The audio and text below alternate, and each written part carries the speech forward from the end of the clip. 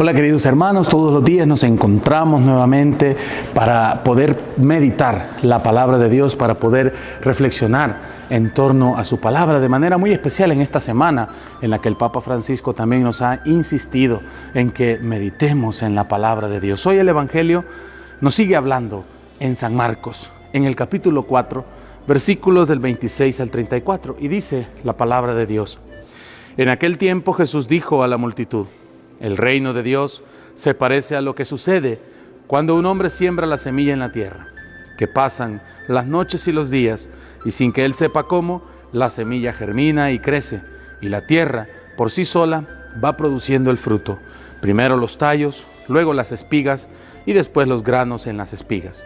Y cuando ya están maduros los granos, el hombre echa mano de la hoz, pues ha llegado el tiempo de la cosecha. Les dijo también: ¿Con qué compararemos el reino de Dios? ¿Con qué parábola lo podremos representar? Es como una semilla de mostaza, que cuando se siembra es la más pequeña de las semillas, pero una vez sembrada, crece y se convierte en el mayor de los arbustos, y echa ramas tan grandes que los pájaros pueden anidar a su sombra.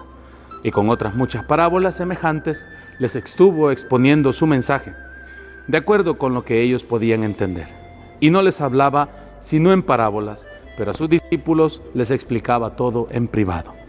Palabra del Señor, gloria a ti, Señor Jesús. Jesús echa mano de un recurso muy importante e interesante para explicarnos el reino de Dios: las parábolas.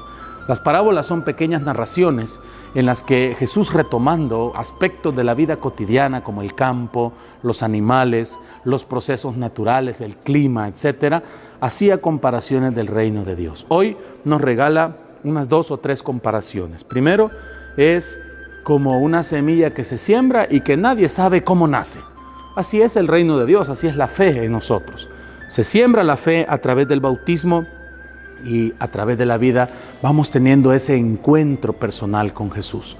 Luego nos regala la comparación del granito de mostaza, tan conocida por todos nosotros. Un grano tan pequeño, un grano tan insignificante que apenas si se ve en la punta, en la yema del dedo, pero es un grano que es capaz, al nacer, de crecer y ser un arbusto de los más grandes del bosque. Así también es el reino de Dios, dice Jesús, así también es la fe. La fe va creciendo, la fe se va desarrollando.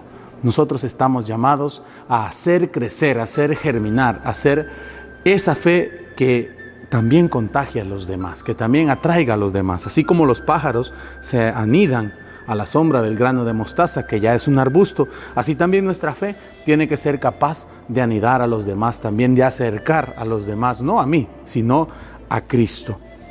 Jesús nos va a seguir dando, nos va a seguir regalando parábolas y nos va a seguir explicando, y siempre vamos a encontrar un aspecto nuevo en su mensaje.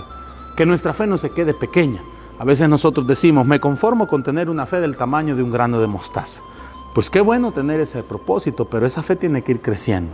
Ya no tiene que ser un grano de mostaza, tiene que ser una semilla de, de aguacate, tiene que ser una semilla mucho más grande, pero una semilla que también se convierta en un árbol muy grande. Pues pidámosle a Dios esa gracia de poder hacer crecer nuestra fe, de encontrarle a Él, de descubrir el reino de Dios y crecer cada día como buenos cristianos.